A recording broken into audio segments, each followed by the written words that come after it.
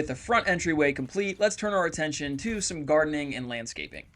Now, if we rewind just a bit, there used to be a silver maple in my front yard, and because it was rotting out and slightly leaning towards my house, I decided to hire a contractor to come in and remove the tree and then grind up the stump. They left me with this beautiful patch of dirt, which I'm going to fix later, but now I want to focus on the front garden. So here's a look at the front garden before we got started, and the whole idea is that we're going to add a new concrete curb edging as shown in green. I started by removing all the old mulch and weeds to give myself a clean slate. Then I established my offset from the house, marked the boundary, and then I excavated down 4 inches, got the area relatively level, and then I compacted the dirt. After that, I picked up my gravel subbase, set my depth, and then I added around 4.5 inches of gravel subbase into the curb area. I also added a weed barrier to hopefully prevent weeds from growing up in the future. After compacting the stone with the hand tamp, it's time to build the concrete forms. And just like the front entryway, I used Rapid Set 24/6 concrete mix and the mud mixer to mix all of the concrete by hand. Here's a look at the finished product right as the sun was setting, and then the next day I went and I removed the concrete forms. And for landscaping, I kept it simple with some low maintenance evergreens and some black mulch. Next, I turned my attention to the lawn and I started by filling in the gap around the garden curb with some topsoil, and I applied a bunch of topsoil to the area where that tree was removed previously.